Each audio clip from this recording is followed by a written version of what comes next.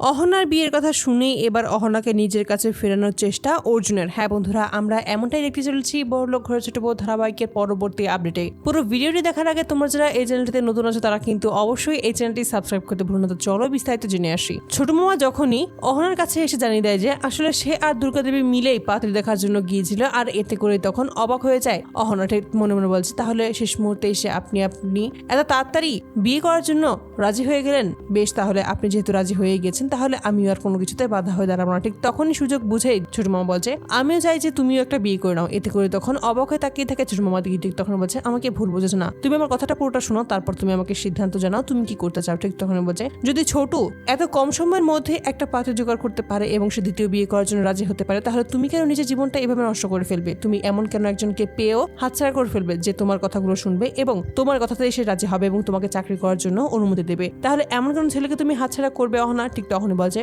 বেশ, তাহলে আপনি যেহেতু বলছেন আপনার কাছে ভালো পাত্র রয়েছে তাহলে সেটাই করা উচিত, তাহলে আমি এই বিয়েতে রাজি। আর এতে করে তখন সুযোগ বুঝে হেসে ফেলে ছোট মামা। আর তখনই মনে মনে বলছে অবশেষে দুর্গার প্ল্যান সাকসেসফুল হয়েছে, এবার অহনা সত্যি রাজি হয়ে গেছে, এবার সুযোগ বুঝে সমস্ত কাজটা হাসিল করতে হবে। আর এতে করে তখন দ্রুত গতিতে আরো বাড়িয়ে দেয় পড়াশোনা অহনা। মনে মনে বলছে যেভাবেই হোক আমাকে চাকরি পেতেই হবে, আর আমাকে এটা দেখিয়ে দিতে হবে যে আমিও কারো থেকে কোনো অংশে কম নই। এই সমস্ত বলেই তখন ছোট মামাকে বলছে বেশ, তবে কালকে আমার একটা ইন্টারভিউ রয়েছে, আমি সেখানে যেতে। আর এতে করে তখন ছোট মামা বলছে বেশ, তাহলে তুমি সেখানে যাও, তুমি ভালো করে প্রিপারেশন নাও যেন অবশ্যই তোমাকে এই পরীক্ষায় সাকসেসফুল হতে পারো। আর এতে করে বলছে ছোট মামা আপনি আমার পাশে আছেন আর এতেই আমি সব থেকে বেশি খুশি, আর দেখবেন আমি অবশ্যই এই পরীক্ষায় সাকসেসফুল হব। এই সমস্ত বলে তখন চলে যায় সেখান থেকে। অপরদিকে তখনই মনে মনে বলছে অবশেষে নিজের মনের সমস্ত মানবিমান নিজের মনের ভেতর চেপে রেখে এই বিয়ে করতে রাজি হয়ে গেলে একবার জানতেও চাইলে না ছেলেটার নাম কি। বেশ, এতে করে আমাদেরই ভালো হয়েছে, এবার সময় মতোই তুমি আসল মানুষটাকে দেখতে পাবে। আর এতে করে তখন খুশি হয়ে যায় এবং এই সমস্ত খবর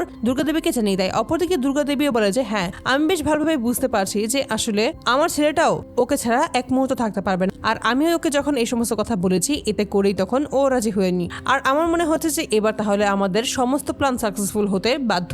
আর এতে করে তারা দুজনেই হাসি খুশিতে মেতে ওঠে। অপরদিকে দেখা যায় অহনা চলে আসে ইন্টারভিউতে, আর সেটা আর অন্য কোথাও নয়, সেটা হলো অর্জুনদের অফিসে। আর সেখানে এসেই তখন অর্জুনের সাথে দেখা হয়েছে এবং অর্জুন তখন বলছে তুমি এখানে। ঠিক তখন যায় যে কেন, আমাকে দেখে কি অবাক হয়ে গেলে নাকি? আমি তো আগেই বলেছিলাম যে আমি চাকরির খোঁজ করছি এবং একটা না একটা চাকরি ঠিক জোগাড় হয়ে যাবে। ঠিক তখন বলছে যাই হয়ে যাক না কেন, কিন্তু তুমি আমার অফিসে কি করছো? ঠিক তখন বলছে অফিস কিন্তু তোমার না, তুমি অফিসে কাজ করো, আর আমি এই অফিসে ইন্টারভিউ দিতে এসেছি। আমি যদি আমার যোগ্যতা থাকে তাহলে অবশ্যই আমি এখানে চাকরি পেয়ে যাবো, আর যদি না থাকে তাহলে পাবো না। আর এতে করে তখন চুপ করে যায় অর্জুন। ঠিক তখনই বলেছে সামনে আমার বিয়ে, আমার বিয়েতে কিন্তু অবশ্যই তুমি আসবে, তোমাকে নিমন্ত্রণ রইলো। এতে করে তখন অহনা বলছে তাই নাকি? বেশ, তাহলে তো খুব বেশি ভালো হলো। তবে তোমাকে একটা কথা বলে রাখে যে তুমি একাই বিয়ে করছো না, বিয়ে আমিও করছি। তুমি যদি নিজের জীবনটাকে সাজিয়ে নিতে পারো তাহলে আমি কেন আমার জীবনটা এভাবে হেলায় ফেলায় নষ্ট করে দেবো? আমিও আমার জীবনটাকে অবশ্যই সুন্দরভাবে সাজিয়ে দেবো। আর ছোট মামা অবশ্যই আমার জন্য পাত্র দেখিয়ে ফেলেছে এবং সে তোমার মতো এতটা চিপ মেন্টালিটির মানুষ নয়। সে অবশ্যই আমার কথাগুলো মনোযোগ দিয়ে শুনবে এবং সে আমার ইচ্ছের দাম দেবে, আর তার জন্য ওকে আমি বিয়ে করতে রাজি হয়েছি।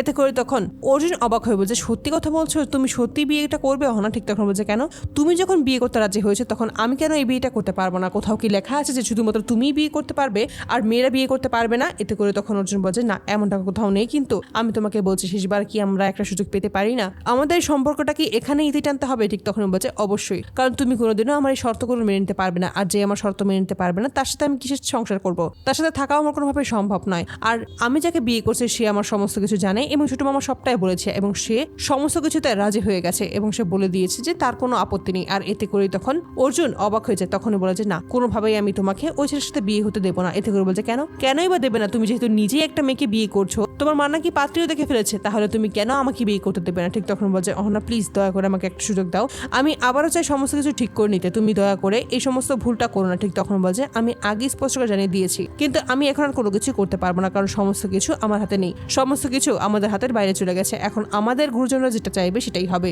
তখনই অর্জুন বারবার করে অহনাকে বোঝানোর চেষ্টা করেছে এমনটা যেন না করে, কিন্তু অহনা স্থির হয়ে থাকে। সে বলেছে আমি এটা করতে পারবো না, আর আমি ছোট মামাকে অসম্ভব সম্মান করি, আর তার এই সম্মানটা আমি কোনোভাবে মাটিতে মিশিয়ে দিতে পারবো না। আর তার জন্য ছোট মামা যার সাথে আমার বিয়ে দেবে আমি তার সাথেই বিয়ে করে নেবো, শুধু সে আমার এই শর্ত দুটো মানলেই হয়ে যাবে। আর এতে করে তখন চুপ হয়ে যায় এবং বারবার করে তাকে ফেরানোর চেষ্টা করে, কিন্তু কোনোভাবেই অহনাকে রাজি করতে পারে না অর্জুন। তো বন্ধুরা, তোমাদের কি মনে হয় এবার কি সত্যি সত্যি অহনার বিয়ের কথা শুনেই নিজের ভুলগুলো বুঝতে পেরে অহনাকে নিজের কাছে ফেরানোর চেষ্টা করবে অর্জুন? শেষ মুহূর্তে কি অহনা ফিরবে অর্জুনের কাছে? অবশ্যই তোমরা তোমাদের মতামত কমেন্ট বক্সে জানাতে ভুলো না। ধন্যবাদ।